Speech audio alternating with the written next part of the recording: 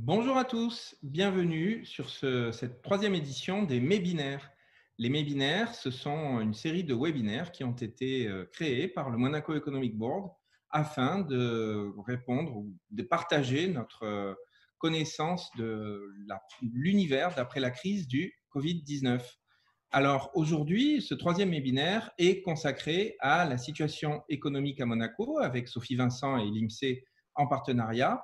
Et ce webinaire fait appel à deux acteurs de la transformation économique de Monaco, puisque le principe est de donner la transformation économique de Monaco. Alors, ces deux acteurs de la transformation économique de Monaco, ce sont Annabelle Gégère-Sédou pour la transition énergétique et Frédéric Genta pour la transition numérique, bien évidemment. Alors, à Monaco, nous sommes dans une situation qui reste encore, je dirais, sanitairement très viable, mais en revanche, économiquement, qui est déjà un petit peu touchée. Pour cela, pour éviter justement que cette difficulté touche trop la principauté, nous avons besoin de savoir exactement où nous en sommes sur l'économie. Alors, nos experts aujourd'hui vont répondre aux questions qui ont été posées par nos membres pendant les jours précédents. En même temps, durant ce webinaire, nous aurons le plaisir de recueillir les questions des différents acteurs qui sont derrière l'écran. Je tiens d'ailleurs à les saluer puisque nous avons des gens qui nous regardent aussi bien des États-Unis que d'Italie, que d'Allemagne et bien sûr de nombreux participants qui nous regardent depuis Monaco. Donc bonjour à tous et merci de nous suivre et d'être intéressés par l'actualité économique monégasque. Alors, je vais parler un petit peu de mes intervenants. Donc, nous avons tout d'abord Madame Sophie Vincent. Madame Sophie Vincent est directrice de l'Institut monégasque de la statistique et des études économiques. Elle est entrée dans l'administration en 2001 en qualité de responsable de la cellule emploi jeune. Elle a ensuite été nommée chef du service de l'emploi en 2009, puis directeur adjoint du travail en 2015. Sophie est à la tête de l'IMSEE depuis février 2019, soit maintenant 1 an et demi.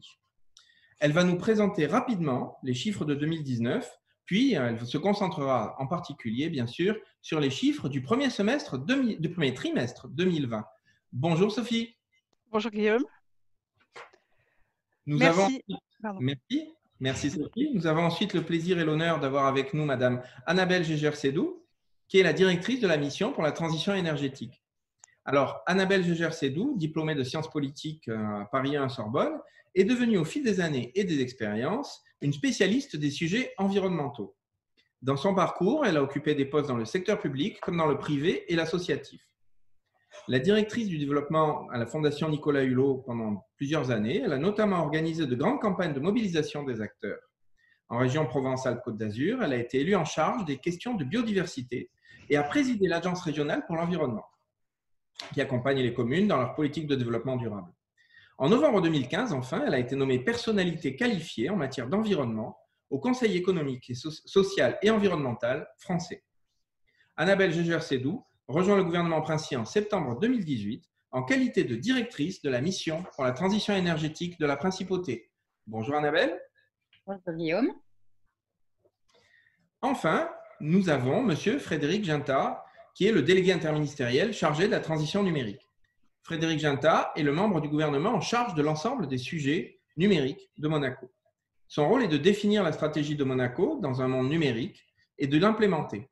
Son périmètre intègre les infrastructures numériques monégasques, la transformation de l'État, les services à la population et la transformation de l'économie par le numérique. Précédemment, Frédéric a occupé des postes de dirigeant chez Google à Paris et en Californie, chez Amazon et chez Orange à Paris, Londres et même Bratislava. Frédéric Genta est diplômé de l'ESCP Europe et est titulaire d'un MBA de la Harvard Business School. Il a également obtenu un DEA en théorie des organisations de l'université Paris 10. Bienvenue Frédéric, bonjour, comment ça va aujourd'hui? Ça va très bien, merci beaucoup, merci à tous d'être là aujourd'hui. Merci Frédéric. Pour animer ce webinaire, nous serons Justin Hyman, directeur général adjoint du Monaco Economic Board, et moi-même, directeur général exécutif du Monaco Economic Board, à votre écoute et à votre disposition pour répéter et poser aux spectateurs, poser aux experts les questions posées par les spectateurs. Nous allons commencer tout de suite une présentation par Madame Sophie Vincent des chiffres clés de 2019 et donc du premier trimestre 2020. Sophie Vincent, s'il vous plaît. Bonjour à tous et merci Guillaume et merci au MEP d'avoir organisé cette conférence sous ce format qui est personnellement inédit pour moi. Donc effectivement, je vais lancer la présentation puisque c'est difficile de parler chiffres sans les illustrer. Donc effectivement, les chiffres de l'économie pour l'INSEE sont analysés au travers de la publication trimestrielle du bulletin de l'économie, qui est une publication institutionnelle qui est publiée depuis plus de 15 ans et que vous pouvez retrouver sur notre site internet. On peut difficilement parler de 2020 sans parler de 2019, donc je vais revenir un petit peu sur la fameuse année 2019. Une bonne année qui avait pourtant, si vous vous en souvenez, pardon, pas si bien démarré. En effet, à la même période l'an dernier, je vous présentais toujours dans le cadre du MEB la conférence sur le premier trimestre de l'année 2019, trimestre qui était plus que mitigé. Rappelez-vous, le premier trimestre 2019 était marqué par des problèmes sociaux en France, la crise des Gilets jaunes notamment, un Noël en demi-teinte et donc des répercussions sur certains domaines de l'économie en principauté.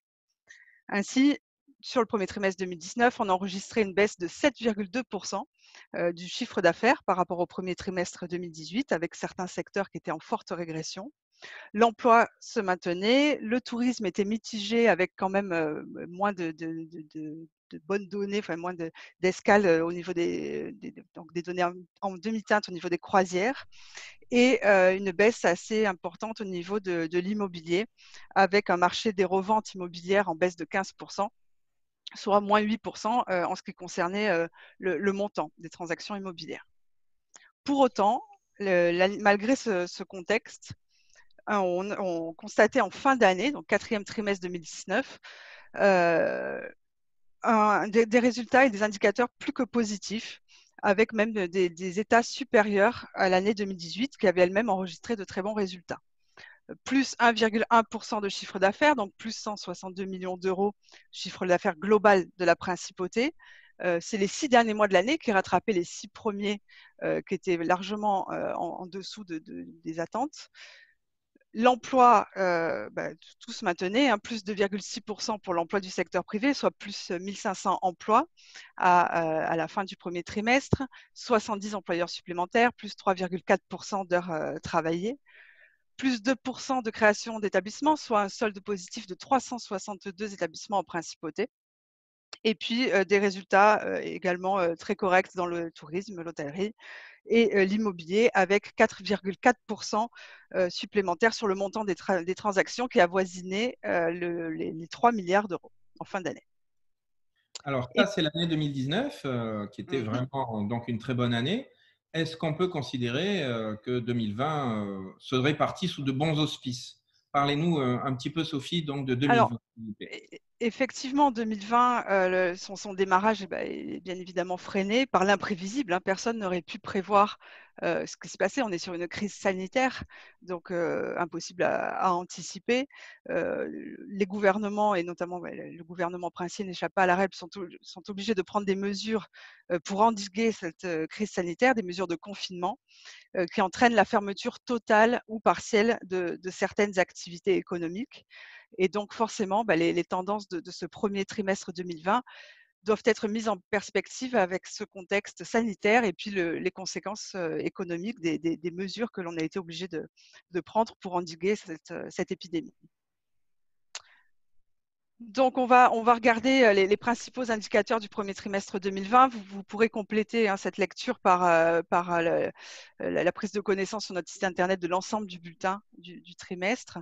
Tout d'abord, donc le premier indicateur, le commerce extérieur hors France. Rien de surprenant, on ferme les frontières. Donc, à partir du moment où on ferme les frontières, on ne peut plus acheter et on ne peut plus vendre surtout. Donc, vous voyez la chute par rapport à 2 années exceptionnelles. On a forcément donc une large baisse de nos imports et de nos exports. Mais au final, quand on regarde sur une série longue, on voit qu'on revient sur une année 2016, malgré donc le moins 50% pour les achats, le moins 41% pour les ventes. Voilà, donc on revient à des années un peu plus, entre guillemets, normales. Regardons un petit peu le chiffre d'affaires global de la principauté. Donc là aussi, hein, c'est intéressant de regarder sur une série longue. On a une baisse de 2,6% au global hors activité financière, avec des fortes disparités par secteur d'activité. Donc notamment, voilà, vous avez ici le tableau par secteur d'activité. Alors si on regarde d'abord le global, on voit qu'on est au niveau 2016-2017. Pour autant, voilà, les variations sont très différentes d'un secteur à l'autre, avec donc le commerce de gros et le commerce de détail qui baissent. Alors, le commerce de gros, c'est le commerce extérieur hein, principalement, donc forcément lié à la fermeture des frontières. Le commerce de détail, confinement et fermeture des activités non essentielles. L'hébergement en restauration qui baisse de près de 30%. Là aussi, hein, tout s'explique par rapport à les mesures et le contexte. Et puis l'industrie, moins 16%. On voit en revanche que certains signaux positifs, avec le plus 25% notamment de l'activité immobilière et le 7% de la construction, avec les chantiers qui ont peu fermé, vite repris en fait. Voilà donc pour le chiffre d'affaires, donc moins 2,6% en cumul sur les 3 mois. L'emploi. Alors l'emploi, c'est toujours en général le secteur qui augmente, ou en tout cas qui ne baisse pas. Donc on commente toujours des chiffres à la hausse. Et ce n'est pas le cas, bien évidemment, pour ce trimestre. Une baisse de moins 3%, donc moins 1645 emplois. Alors, on parle d'emplois, tout type de contrats confondus. Et donc, ce ne sont pas forcément des pertes sèches. Rappelons qu'on est en janvier, février, mars. Mars, c'est le mois du début des recrutements dans la saison touristique et hôtelière, dans l'hôtellerie notamment. Donc là, les embauches n'ont pas eu lieu. Mars, c'est aussi le mois du montage du Grand Prix avec un fort appel au travail intérimaire pour monter l'événement. Donc là, pas d'événement, donc pas d'intérimaire pour le montage. Et on arrive donc à un résultat à moins 3%, moins 5% d'heures travaillées. Mais là aussi, des disparités selon les secteurs d'activité. Donc, on voit très nettement la baisse de l'hôtellerie, l'hébergement-restauration, pardon, et des activités scientifiques et techniques, services administratifs et de soutien, secteur dans lequel se retrouve le travail temporaire. Mais on a aussi, et Frédéric y reviendra peut-être tout à l'heure, des hausses dans la construction, des hausses dans l'information-communication de 2,9%, donc des secteurs qui ont quand même réussi ce trimestre à créer de l'emploi.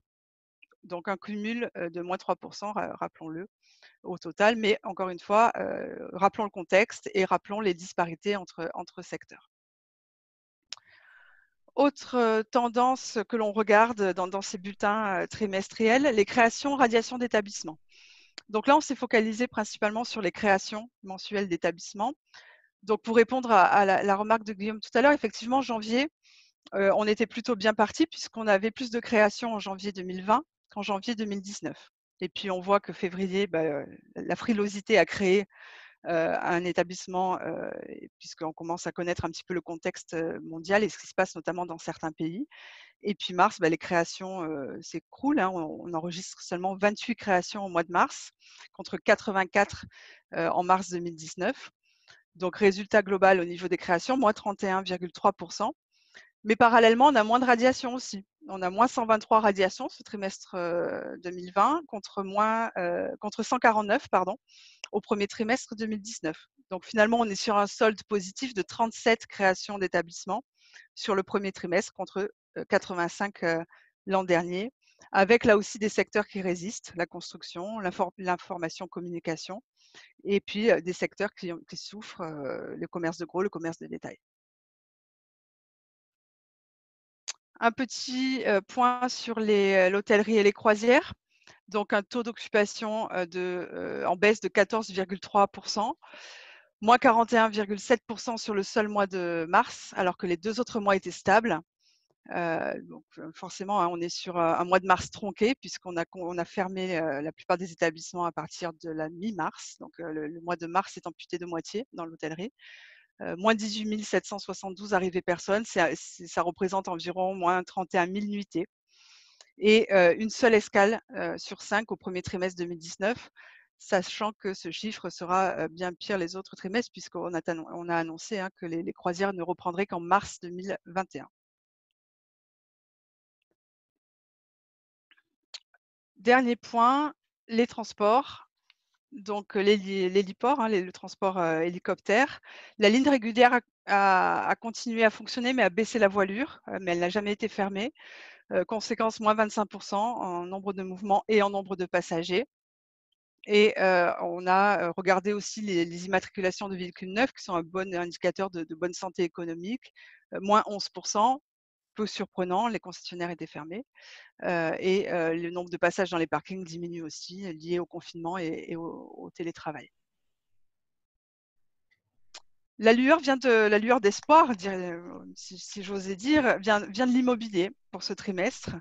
Alors que rappelez-vous, en premier trimestre 2019, l'immobilier était en grande souffrance. Voilà les résultats pour ce premier trimestre 2020. Donc, si on a uniquement 2 ventes d'appartements neufs, c'est surtout le fait qu'il y a eu peu de livraisons d'appartements neufs en principauté ce trimestre.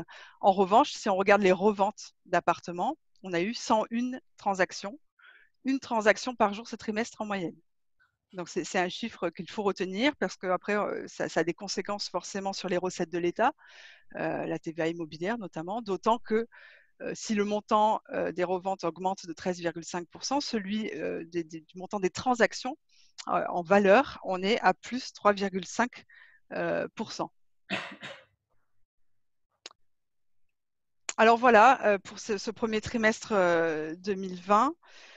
L'an dernier, j'avais conclu en indiquant que le premier trimestre 2019 était mitigé, mais que l'on pouvait encore dégager que l'on ne pouvait pas encore en tirer de conclusion ni dégager de tendance pour les suivants. Et puis le résultat de l'année 2019 nous avait confirmé dans cette idée, puisque les 6 derniers mois de l'année ont rattrapé les 6 premiers. Cette année, il est évident, vu le contexte, que si le premier trimestre amorce déjà les conséquences de l'épidémie sur notre économie, alors que finalement, il n'y a eu que 15 jours de réduction de l'activité sur ces 3 premiers mois de l'année, eh bien, que pourra-t-on dire et qu'en sera-t-il du suivant? Très clairement, on peut très clairement dire que Monaco n'échappera pas à ce qu'est en train de vivre l'économie mondiale. Reste à savoir, bien évidemment, dans quelle proportion par rapport à notre modèle économique et à notre capacité à rebondir. Voilà pour ma part, Guillaume. Merci beaucoup, Sophie. C'était franchement intéressant et bien fait.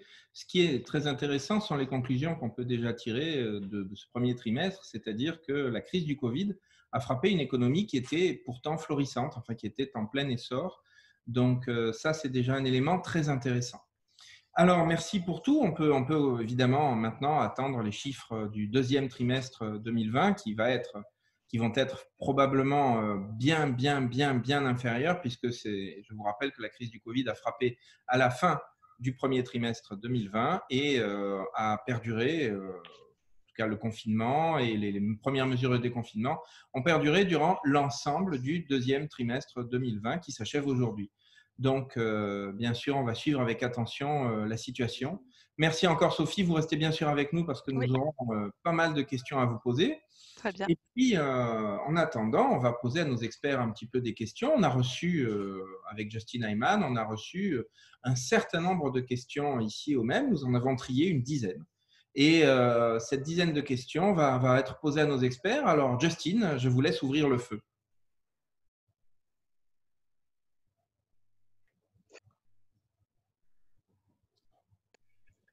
Je souhaiterais tout d'abord m'adresser à Frédéric Genta pour la première question.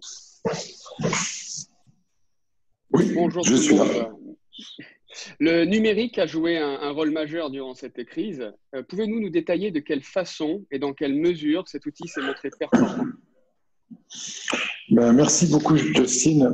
Effectivement, dans un contexte où les interactions physiques étaient impossibles, le numérique a été un levier essentiel pour la continuité de l'État, pour la continuité du service public, même pour la continuité de l'économie. Ça s'est vu à peu près à tous les niveaux. Si je commence par l'État, on est passé d'une population de télétravail en gros de 25 à 30 personnes à 1200 personnes. Donc aujourd'hui, c'était un programme sur lequel on travaille depuis plus de 2 ans. De l'équipement, de la formation, des outils de visioconférence. Donc, tous les efforts qu'on avait fait pour préparer le télétravail et les premiers tests qui étaient faits début 2019 ont pris tout leur sens pour assurer la continuité de l'État. Après, il y a eu la continuité des politiques publiques. que ce soit la santé. Avec la téléconsultation, on a changé le décret intelligent de téléconsultation et on a équipé nos médecins d'une solution gratuite pour effectuer cette téléconsultation, pour être payés et remboursés. On a à peu près 40% des médecins de la principauté qui ont pu continuer à soigner via téléconsultation. Ça correspond à plus de 4000 téléconsultations qui ont été réalisées en principauté. On a aussi l'éducation. Et là, les équipes, notamment de la DENJS et d'Isabelle Bonnel, qui ont fait un gros travail pour assurer une continuité d'éducation, que ce soit dans les cours, dans les devoirs, dans la relation parents-professeurs, élèves-professeurs, via les plateformes Teams qu'on avait installées en 2019 et qui ont eu plus de 80% d'opinions favorables. Ça a été encore et surtout, et je pense que même vous êtes bien conscient, une capacité de distribuer des aides, que ce soit le chômage, CTR, ou que ce soit les aides aux entreprises, qui ont été intégralement demandées, traitées et versées de manière numérique. La réforme est passée le jeudi soir et lundi matin, on a pu traiter justement un volume multiplié par 500, par 1000, sans recruter de nouvelles personnes et de manière totalement dématérialisée. Donc le numérique a permis en fait résister pendant cette crise, de se maintenir, d'assurer les services minimums. Mais il a aussi montré quelque part ce qui pouvait être amélioré. Il avait montré notamment sur un aspect économique ce qui pouvait être amélioré sur notre relation aux plateformes, sur le fait qu'on n'avait pas forcément des plateformes de e-commerce monégasques, des plateformes de restauration. Donc le numérique en temps de crise permet une vraie résilience d'un État, une résilience numérique pour la continuité. On a vu qu'en temps de crise, on savait créer des solutions pour continuer. On a vu qu'on devait aller plus loin. On doit créer des infrastructures type fibre, on doit disposer d'un cloud pour aller effectivement, pour que ce sujet soit plus robuste. Mais effectivement, le numérique a permis que la principauté puisse continuer partiellement à fonctionner. Donc, si je comprends bien, si à l'avenir ce type de situation devait se reproduire, est-ce que l'approche de la principauté via le numérique serait différente? On a pu apprendre de cette crise. Oui, bien sûr.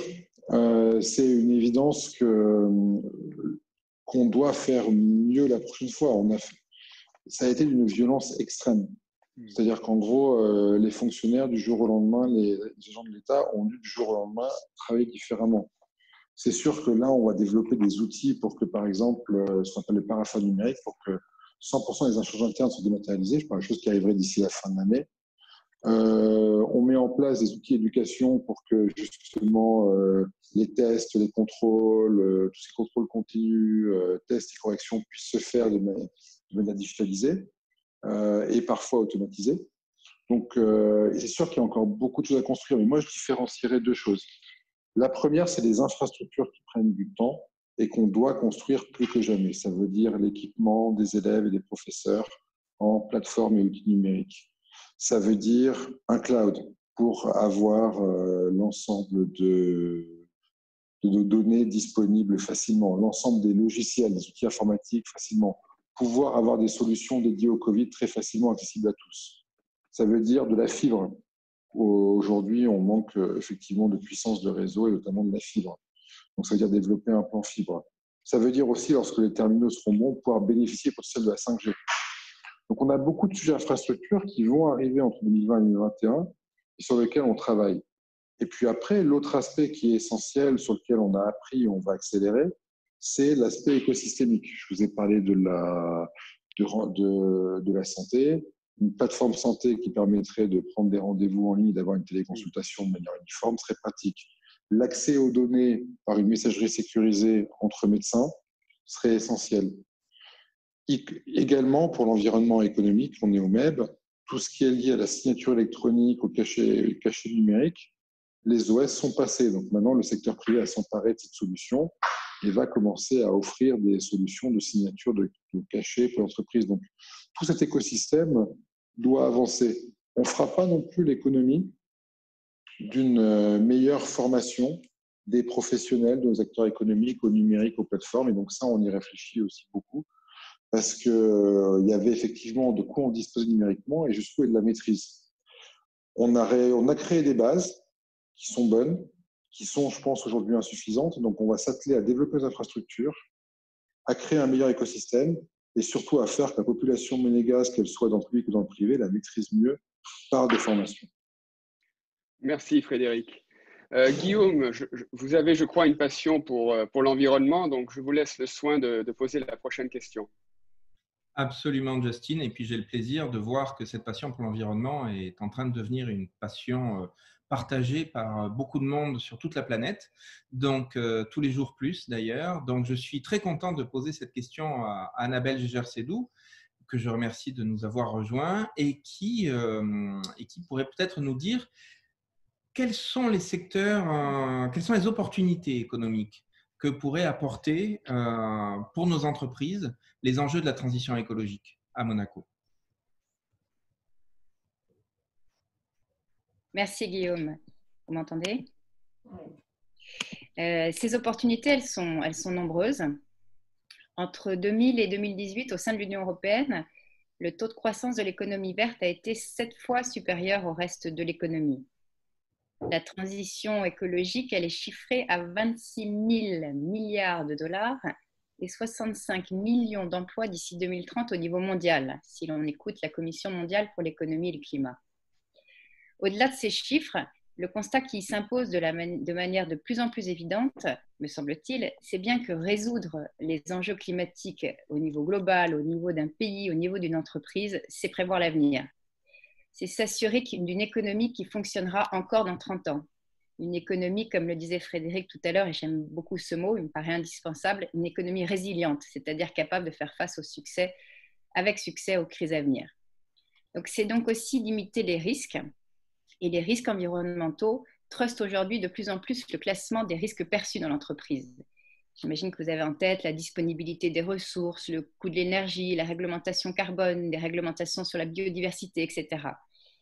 Je vous invite à faire de plus en plus attention à la valorisation de vos actifs en fonction de leurs impacts écologiques. Vous l'avez sans doute noté, l'exemple des flottes automobiles diesel. Voilà un actif qui a perdu de sa valeur compte tenu des contraintes écologiques. Nous avons aujourd'hui atteint, me semble-t-il, et j'espère que vous partagez ce constat, une maturité sociétale, culturelle et technologique qui nous permet de relever ensemble ce défi climatique. Le Covid nous a sans doute aidés d'ailleurs dans cette prise de conscience et les solutions sont là pour le relever. Il est plus que jamais nécessaire de faire évoluer les modèles économiques de nos entreprises afin qu'une part significative de la valeur ajoutée soit produite localement et que l'impact carbone de vos produits soit maîtrisé. Donc deux mots clés, deux impératifs, maîtriser son empreinte écologique, penser son impact carbone sont deux facteurs essentiels de résilience de l'entreprise.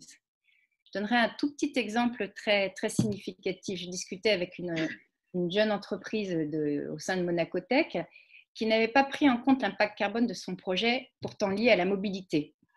Si demain une taxe carbone s'impose en France ou au niveau européen, alors son business model est totalement bouleversé. En principauté, on vous propose un pacte national pour la transition énergétique.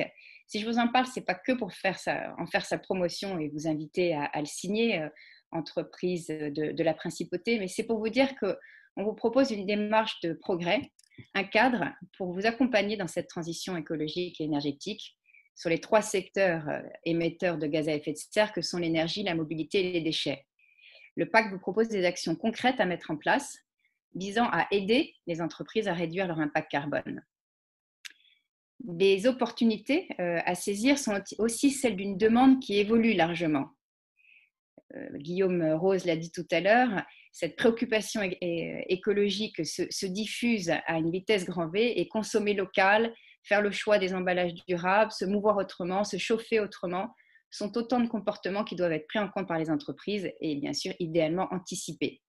Le pacte national qui s'adresse aussi aux individus, eh bien, c'est bien un outil pour faire évoluer cette demande. Un exemple concret avant de finir sur cette question. Nous avons mis en place un groupe de travail avec les commerçants de la vente à emporter. Eh bien, ce groupe de travail visait justement à faire se rencontrer consommateurs et commerçants. Le résultat de ces rencontres sont que les emballages durables et le retour de la consigne sont deux exigences partagées et deux directions sur lesquelles nous travaillons aujourd'hui très concrètement. Merci beaucoup, Annabelle. Et selon vous, justement, quels sont ces secteurs d'avenir et d'innovation portés par la transition énergétique à Monaco? Alors bien sûr, il y a des secteurs et je vais répondre à votre question. Mais l'innovation est au cœur de la transition énergétique. Pour moi, tous les secteurs sont concernés pour se préparer à l'avenir. Et en termes de recherche et développement, il est nécessaire de chercher des solutions spécifiques partout. De la conception des produits à leur emballage jusqu'à la chaîne d'approvisionnement, leur transport, il y a une vraie révolution à penser. Et dans cette révolution, deux mots-clés, l'éco-conception et l'économie circulaire, qui sont les moteurs de cette transition. L'impact carbone, vous l'avez peut-être en tête, se fait principalement au moment de la production de n'importe quel produit. Il est impératif donc de penser le cycle de vie global de vos produits et dans tous les cas, de voir comment allonger leur durée de vie et assurer la récupération de la matière. L'avenir et le progrès, c'est la circularité. J'ai trouvé ces mots dans la bouche de Jean-Paul Agon, PDG de L'Oréal, il y a quelques jours dans une interview, où il rappelait que les enjeux écologiques étaient une source de dynamisme et de performance élevée pour l'entreprise. Il pointait aussi la motivation des équipes, largement augmentée. Il est en effet beaucoup plus gratifiant, motivant de se donner ce but complémentaire d'une croissance qui soit compatible avec les ressources de la planète. Mais pour vous répondre, Justine, sur ces secteurs d'avenir, je vous invite à regarder le plan de relance de la Commission européenne, mis sur la table il y a quelques semaines déjà. On parle simplement de 750 milliards d'euros, une occasion sans précédent pour les 27 États membres de financer leur transition écologique. En effet, celle-ci pourra bénéficier de 310 milliards d'euros de subventions et des prêts à hauteur de 250 milliards d'euros. Alors, voici la réponse très claire qui est listée par la Commission européenne. Ces grands axes de relance sont la rénovation de nos bâtiments et de nos infrastructures, une économie plus circulaire favorisant l'emploi local, le lancement de projets d'énergie renouvelable, en particulier l'énergie éolienne et solaire, mais aussi l'économie de l'hydrogène, des transports et une logistique plus propres, y compris l'installation d'1 million de points de recharge pour les véhicules électriques et un coup de fouet au transport ferroviaire et à la mobilité propre dans les villes et les régions d'Europe.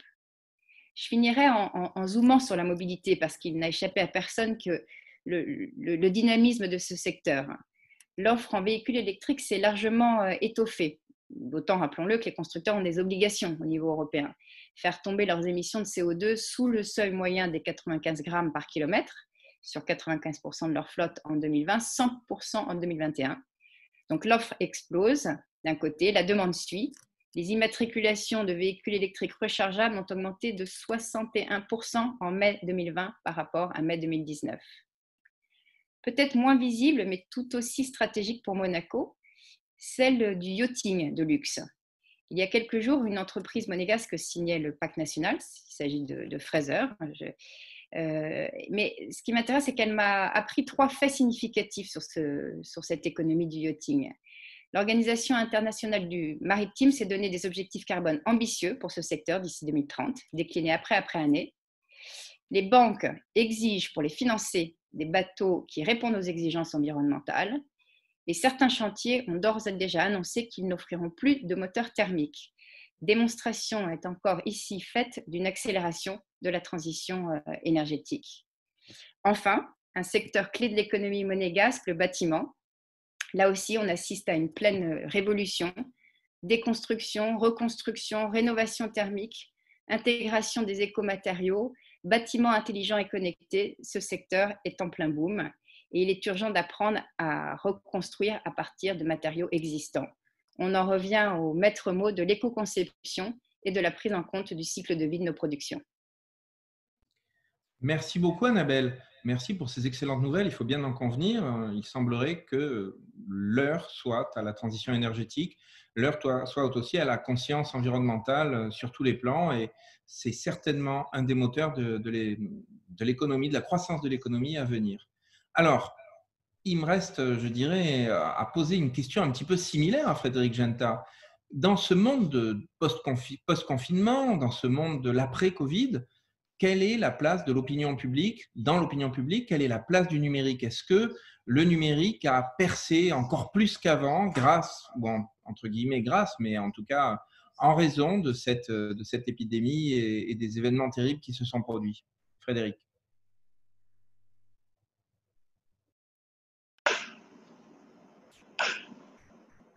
Allô? Allô? Oui, on t'entend. Frédéric, vous m'entendez? Ah, excusez-moi, parce que du coup, je me vois. Donc, oui, merci Guillaume pour cette question. Effectivement, le Covid, pour être très factuel, a accéléré l'adoption d'usages numériques d'environ 5 ans. C'est-à-dire qu'en gros, toutes les tendances de fond qu'on voyait se dessiner avant, c'était le e-commerce, le télétravail, l'e-éducation, la téléconsultation, sont au même niveau qu'en 2025 s'il n'y a pas eu la crise du Covid. Pour l'économie monégasque, ça veut dire 3 choses en fait très concrètes et qui mettent vraiment le numérique au centre du jeu. D'abord, l'attractivité. Aujourd'hui, nous allons avoir des résidents, des clients, des monégasques, des salariés, des scolaires qui ont changé par rapport à avant, qui sont plus matures, plus en demande de numérique. Ça veut dire que notre éducation devra, en plus de l'aspect physique, offrir des solutions numériques, offrir une individualisation de l'éducation. Idem pour la santé. Si vous avez fait une radio et que vous avez accès à des informations sur 1 million de radios, en plus, en aide du médecin, pour être actif, vous devez avoir accès à ces bases de données, vous devez avoir accès à cet accompagnement, vous devez avoir accès à ces outils qui vous facilitent la vie et qui permettent une augmentation de l'éducation, de la santé, de la sûreté. Notre activité qui est pour les résidents, pour les monégasques, le cœur de notre modèle, doit incorporer de plus en plus de numérique pour rester compétitif. Surtout que, Annabelle l'a dit, les pays voisins ont des plans de relance qui sont ambitieux, qui seront entre la transition écologique et la transition numérique. Il y aura une accélération de la 5G en France. Plusieurs dizaines de milliards sont mis sur la 5G. 5 milliards sont mis en France pour les startups. Plusieurs milliards pour la formation au numérique, notamment dans les zones moins développées. Donc, on va avoir un vrai sujet d'attractivité pour un public plus exigeant et avec des pays voisins qui vont investir des sommes immenses dans leur attractivité numérique. Le deuxième sujet pour la population monégasque et pour l'économie monégasque, c'est la maîtrise des plateformes. Ce qu'a montré en fait la crise du Covid, c'est que Monaco a une position difficile par rapport aux plateformes numériques. Je m'explique. Aujourd'hui, en principauté, on n'a pas accès aux services de paiement PayPal. Aujourd'hui, en principauté, on a accès à 10% du catalogue Netflix. Aujourd'hui, en principauté, on a 1 à 2 jours de livraison en plus sur Amazon. On a peu de commerçants qui l'utilisent, etc., etc. On n'est pas forcément connecté à ces grandes plateformes et en même temps, on a assez peu de plateformes monégasques, soit des plateformes d'e-commerce, de restauration. Or, aujourd'hui, l'économie réelle, je ne parle même pas d'économie numérique, elle est duale. Il y a une partie de l'économie qui est dans le monde numérique, qui est là où le choix se fait et l'argent est versé. 95% des gens qui réservent un voyage ont regardé au moins 7 avis en ligne. C'est-à-dire que ce n'est pas présent et pertinent en ligne, vous touchez un client sur 20. Donc aujourd'hui, en fait, il existe ce monde numérique où l'argent se réfléchit et s'investit, et ce monde physique où l'expérience se vit, où vous allez dans l'hôtel, vous allez au restaurant, etc.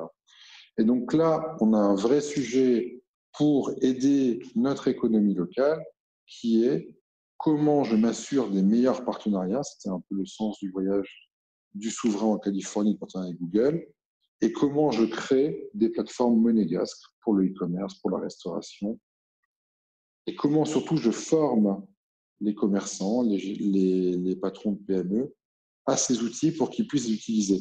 Parce que Monaco, le gros problème pendant le Covid, a montré que notre économie subissait plus le numérique qu'elle en tirait parti. Et donc, on a aujourd'hui malheureusement une économie qui n'a pas une maîtrise suffisante du numérique pour en tirer parti et pour en tirer tous les gains immenses de productivité que le numérique peut ajouter. Et donc, c'est nous, gouvernement, qui devons, avec les acteurs privés, trouver la meilleure façon de faire de Monaco un paradis économique numérique. Et enfin, vous avez un troisième aspect qui est la diversification économique. Une fois que vous avez l'attractivité pour les résidents, vous avez aidé votre économie traditionnelle, on a vraiment un sujet qui est comment est-ce qu'on aide à diversifier notre économie. Donc là, vous avez pu voir que le Conseil national a voté récemment une loi sur ce qu'on va appeler les jetons numériques, Concrètement, qu'est-ce que ça veut dire? Concrètement, c'est un moyen de diversifier notre économie et d'attirer des capitaux en principauté. En gros, les projets qui seront ce qu'on appelle de progrès, ça peut être des projets liés à des technologies positives, liés à l'environnement, liés à l'humanitaire, liés à des choses qui permettent une meilleure éducation, une meilleure santé, etc., seront sélectionnés par le gouvernement, tamponnés, pour bénéficier de cette plateforme de financement. Cette plateforme de financement, ensuite, c'est une plateforme privée basée à Monaco qui va dire, et l'exemple de Luc Jacquet, le cinéaste Jacquet est assez clair, vous venez, vous pouvez, avec le tampon de l'État, dire que vous êtes un projet sérieux, pas un voyou, lever de l'argent, et donc des investisseurs privés vont investir dans votre projet et avoir des rendements. Donc, en fait, ce que fait cette plateforme, c'est de dire qu'en échange d'un jeton Jacquet pour 1 000 €, vous avez droit à tant de dividendes, à tant de futurs revenus, que le jeton vaut tant. Donc, on met en relation, en fait, l'offre et la demande sur une plateforme faite par la blockchain, ce qui était impossible avant. Luc Jacquet ne peut pas aller à Wall Street se faire coter et ne peut pas non plus avoir juste ses amis qui le financent. La contrepartie, c'est que si vous bénéficiez de ces structures de financement monégasques, vous vous installez à Monaco. Si on prend le cas de Jacquet, c'est 12 personnes qui vont s'installer en principauté, des locaux qui ont déjà été pris.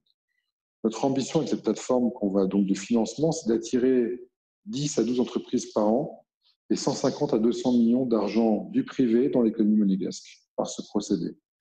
Il y a une vraie appétence des principales institutions financières monégasques pour investir, parce que c'est souvent des projets positifs. Annabelle Gersidou l'a dit, il y a une vraie appétence pour investir dans l'économie positive, verte, et une vraie appétence pour investir dans l'économie locale. Donc là, on a vraiment, c'est un exemple parmi d'autres, mais ça permet d'attirer des entreprises différentes de celles qui étaient présentes. Et enfin, il y a un dernier aspect, et Sophie Vincent l'a précisé, c'est de faire croître l'économie numérique en principauté, qui aujourd'hui représente 3,5 à 4% du PIB, avec des plateformes qui emploient beaucoup de salariés. Je pense à Platinum Group, je pense à Monaco Digital, qui ont plus de 200 salariés. Donc, voilà. Donc ça, c'est un peu les différents axes entre notre activité, notre économie traditionnelle et l'économie numérique. Ces différents axes, pour moi, constituent, et Jean Castellini en parle souvent, des axes importants, parce que la relance sera forcément faite par le numérique. Qui plus est, avec des gens qui ont pris le virage numérique de facto, qui plus est dans un pays qui n'a pas d'espace, mais qui cherche beaucoup de valeur ajoutée. On a une ambition forte sur ce sujet. Justement Frédéric, vous venez de le préciser, beaucoup de pays souhaitent faire du numérique le centre de faire de leur relance, comme la France et l'Allemagne que vous venez de citer, par exemple via le projet de Cloud Gaia X. Est-ce que cette approche est pertinente pour Monaco ? Merci. Je pense que c'est vrai. Enfin, ce qui était très intéressant, c'était que dans la relance, le seul projet plus ou moins où les pays se sont mis d'accord, c'était un projet de cloud. Donc, c'est le projet Gaia X qui a été fait par la France et l'Allemagne, qui est à horizon 2024-2025. Et effectivement, il va y avoir une véritable course aux infrastructures numériques. Nous, clairement, et on en parlera plus à la rentrée, mais on a des ambitions de cloud. On a des ambitions avec Monaco Télécom de fibre. On a des ambitions de créer des plateformes numériques de e-commerce ou d'aider, parce que ça sera évidemment géré, tout ce que je vous dis sera évidemment géré par le privé, mais enfin, on a une volonté à ce que les pays soient dotés de ces plateformes et opérées par le privé. Il y a une véritable guerre aux infrastructures. La beauté des infrastructures numériques, c'est qu'une plateforme peut générer des services et un business quasiment infini. Et Monaco doit maintenant, de par sa taille, avoir ces plateformes. Et donc, nous, clairement, dans le volet de la stratégie de relance, il y aura un volet économique, il y aura un volet plateforme et infrastructure qui sera critique pour nous. Et si Monaco est en danger, s'il ne se pas de ses infrastructures. Avec chance, c'est un sujet sur lequel on travaille depuis maintenant 2 ans. Avec chance, on est un petit pays. Et une étude que je vous recommande de l'IMD, qui est le meilleur MBA suisse, montre qu'en gros, pour réussir dans le monde numérique, vous avez 2 solutions. Soit vous appelez la Chine et les États-Unis, vous avez les GAFA ou les BATX, c'est là où vous pouvez dominer le marché. Soit vous êtes un pays de moins de 10 millions d'habitants. Donc on a la chance d'être petit, on a la chance d'être agile, on a la chance d'avoir de la stabilité, d'avoir mis le numérique comme les 3 priorités du gouvernement, d'avoir de l'ambition là-dessus. Donc aujourd'hui, ça va vraiment être une course à la création de ces plateformes d'infrastructure comme base de notre relance et pour pouvoir créer sur ces clouds, ces plateformes, des business rentables et privés qui vont créer les emplois et les revenus dont on a besoin. Une dernière phrase là-dessus, ça peut vous sembler futuriste dont on parle. Sachez qu'à l'heure où on se parle, sur les 10 plus grandes entreprises au monde, entre 7 et 8 sont numériques. Donc, ce n'est pas l'économie de demain, le numérique, c'est l'économie d'aujourd'hui et pour certains, c'est l'économie d'hier.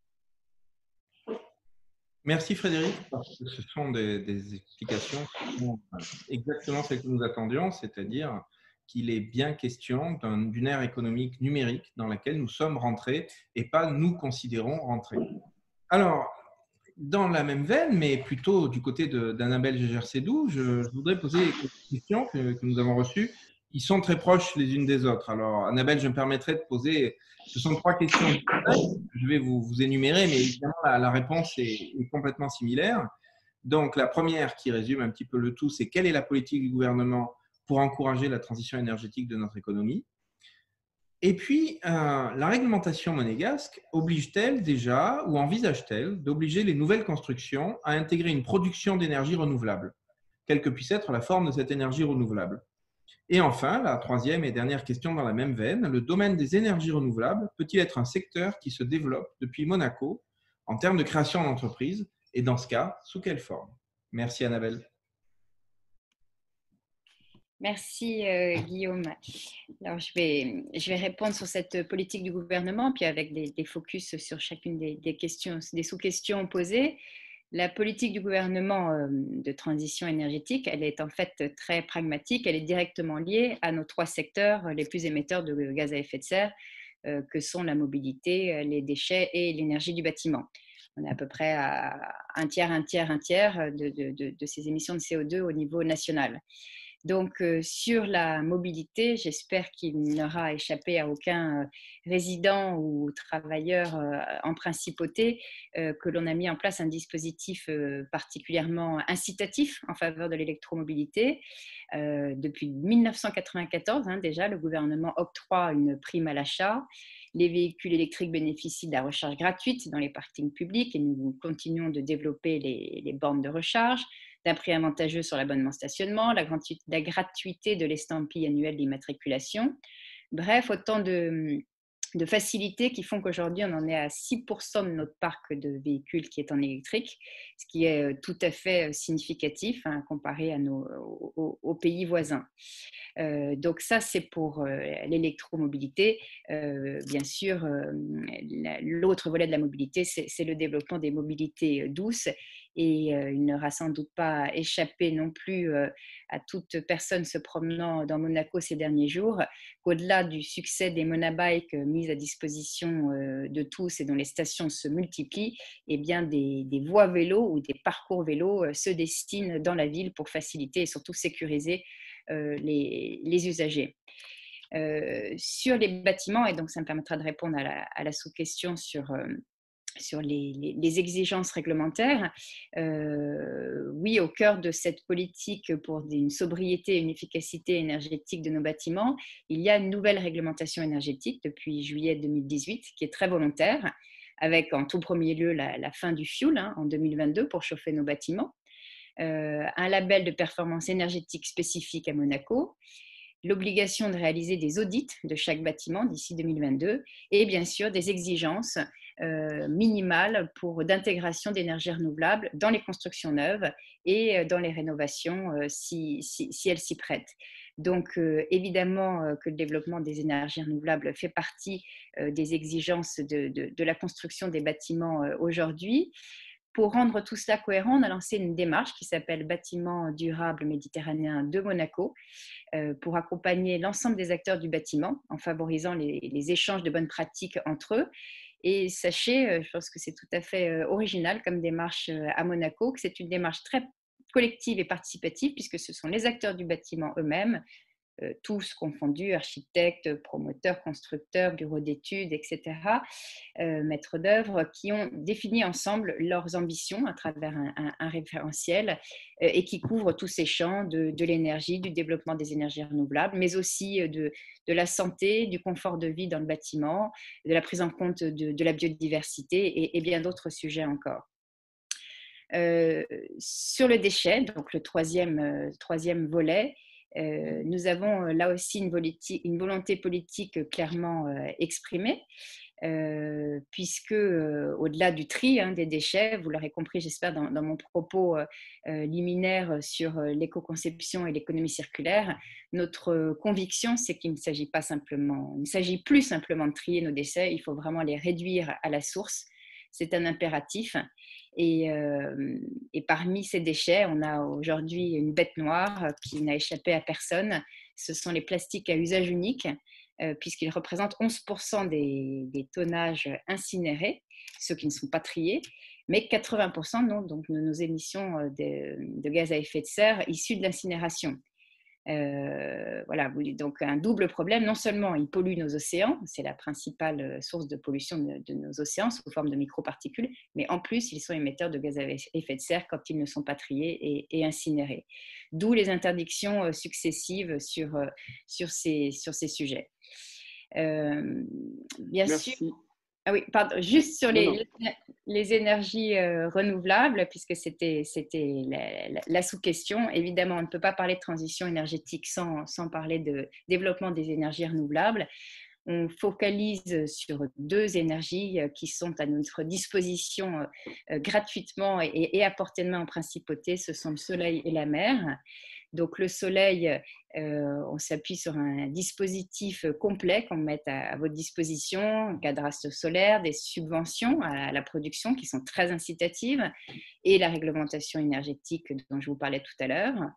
Et l'autre énergie de la mer qui est une vraie spécificité monégasque, mais pourtant peu visible, puisque ce sont des tuyaux qui passent sous nos pieds et qui vont se connecter aux différents immeubles pour les chauffer et les refroidir. Eh bien, ce sont les boucles thalassothermiques qui apportent donc l'énergie de la mer aux bâtiments, avec un gain d'émissions de CO2 très significatif, puisque un immeuble connecté à une boucle thalassothermique, c'est moins 80% d'émissions de CO2 par rapport à un immeuble chauffé au fioul. C'est un savoir-faire monégasque avec une boucle à Fontvieille, 80 pompes à chaleur sur Rhône-Mer en principauté.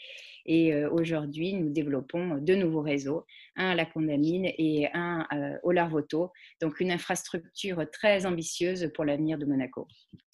Merci beaucoup Annabelle pour ces réponses très précises. Une autre question intéressante que nous souhaitions vous poser, quels sont les points communs entre la transition numérique justement et énergétique? En quoi êtes-vous complémentaires? Alors, je pense qu'on est en effet très complémentaires et on travaille vraiment main dans la main avec Frédéric Ginta sur nos convergences possibles.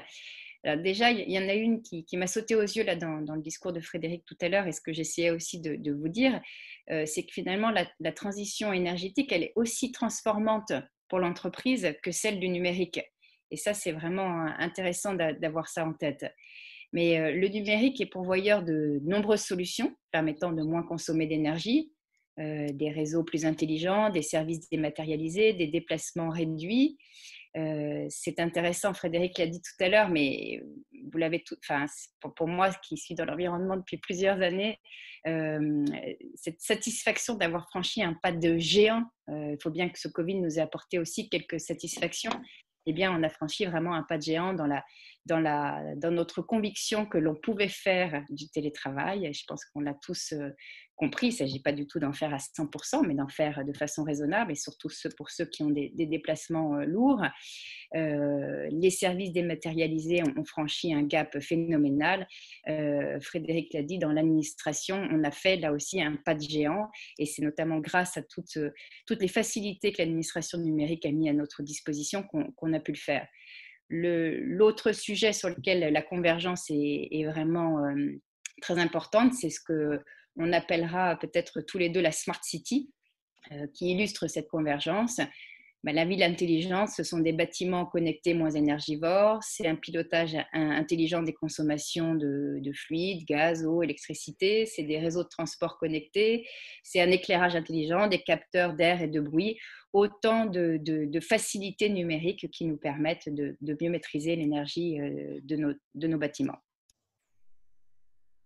Merci beaucoup, Annabelle. C'est effectivement très, très intéressant de voir toutes ces convergences entre transition numérique et transition énergétique. Bien sûr, j'ai pu voir de mon côté Frédéric Genta opiner du chef à chacune de vos déclarations. Donc, je considère qu'il y a un accord total entre vos deux directions, ce qui est bien sûr excellent pour l'avenir de Monaco. Alors, nous nous rapprochons de la conclusion de ce webinaire. Et j'aimerais pour cela revenir vers Sophie Vincent, lui poser un petit peu quelques questions néanmoins sur l'évolution de l'INSEE, sur comment ça se passe actuellement. Alors, une question que nous avons reçue qui est assez intéressante. Vous avez lancé une enquête auprès des entreprises sur le PIB de 2019. Pouvez-vous expliquer à nos auditeurs l'intérêt de cette enquête?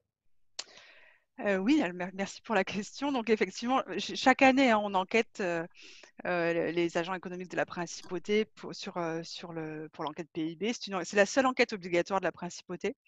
Le PIB étant un indicateur important de mesure de la santé économique des pays. Et en plus, voilà, les tendances qui s'en dégagent nous donnent aussi des éléments de comparaison avec les autres pays du monde. Donc, effectivement, nous avons décidé de lancer cette enquête au titre de l'année 2019. Alors, en principauté, en l'absence notamment de comptabilité nationale, l'enquête est beaucoup plus longue que dans d'autres pays, puisqu'on est obligé d'enquêter les 10 000 agents économiques de la principauté, un par un, donc en les interrogeant chacun. Ce qui fait qu'on a toujours un décalage de près d'une année sur les résultats. Donc, on publiera en novembre 2019 en novembre 2020 les résultats de l'année 2019. Mais malgré le contexte, il nous semblait vraiment important de mesurer cet indicateur, de sortir cet indicateur. Et on remercie d'ailleurs toutes les entreprises qui, malgré les difficultés, nous ont déjà répondu. Je lance un petit peu un appel aussi aux autres pour qu'elles puissent nous répondre dans les délais nous permettant ce calcul important, d'autant qu'il nous donnera une base de comparaison quand on fera le calcul du PIB 2020. Merci beaucoup, Sophie. J'espère que cet appel sera entendu aussi largement que possible. Alors, je ne peux pas résister à vous poser une question, même si j'en connais déjà un petit peu la réponse. C'est, peut-on déjà estimer le PIB 2020 comme on peut lire ici et là dans la presse où certains se sont avancés à l'affirmer? Qu'en pensez-vous, Sophie? Non, alors, moi, je ne peux vous répondre autre chose qu'à ce jour, il n'est pas possible pour l'INSEE de donner la tendance du PIB 2020, justement parce qu'on est uniquement en train de calculer le PIB 2019. Donc effectivement, après, le PIB se calcule à partir d'un certain nombre d'éléments. Il est clair que si l'emploi baisse, par exemple, si le chiffre d'affaires des entreprises baisse, ça aura forcément un impact sur le PIB qui baissera à son tour. Mais aujourd'hui, il est pour moi bien trop tôt pour donner la tendance du PIB 2020. Très bien, Sophie. Donc, pas de PIB 2020, mais vous pouvez peut-être nous donner une idée de l'actualité prochaine de l'INSEE. Ah oui, ça, pour le coup, je peux. Donc, à court terme, l'INSEE, à court terme, d'abord, la publication du fameux Monaco en chiffres, qui sortira donc le lundi prochain, le 6 juillet, avec quelques nouveautés cette année. Tout d'abord, n'en déplaise à Annabelle, un chapitre entier dédié au transport et à la mobilité pour cette édition. Et encore une fois, pas seulement pour faire plaisir à Frédéric non plus, une page sur le numérique, qui est une première, qui est une thématique qui a été traitée pour la première fois par l'INSEE l'an dernier et qui sera donc mise en valeur aussi dans ce Monaco en chiffres. Et puis vous verrez qu'il y a d'autres thématiques nouvelles. À court terme également, la publication du Focus Finances Publiques, la semaine prochaine également. Et puis mi-juillet, le 100e Focus de l'INSEE. Donc 100e publication sur un nouveau thème jamais traité jusqu'à présent également, un peu différent des deux autres, le travail intérimaire. Donc ça, c'est la face visible. Et puis, bien évidemment, on continue à regarder de près les indicateurs économiques, les tendances et à pouvoir être prêt à fournir des indicateurs et des données, notamment au gouvernement principal. Merci beaucoup, Sophie. Merci pour toutes ces précisions. Alors, nous sommes arrivés au bout des questions qui avaient été posées au préalable par nos membres, mais nous avons reçu pendant ce webinaire 2 questions fort intéressantes. Alors, Justine, est-ce que vous voudriez poser la première? Bien entendu. Donc, la première qui s'adresse à Frédéric. Après avoir entendu l'importance du FinTech pour la principauté par le conseiller Castellini en 2019, quels sont les plans de création d'un hub FinTech à Monaco dans un avenir proche?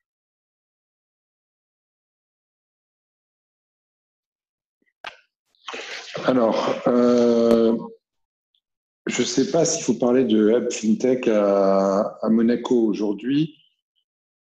Il y a cet aspect plateforme de financement qui n'est pas exactement une FinTech, qui est vraiment là pour financer des projets concrets dont on vous a parlé. Et aujourd'hui, les options qui sont utilisées pour développer Monaco en termes de start-up, c'est plutôt le real estate tech parce qu'on pense qu'on a on a un coût à jouer qui est pertinent sur le real estate. Enfin, l'immobilier, c'est quand même entre 20 et 22% du PIB de la principauté.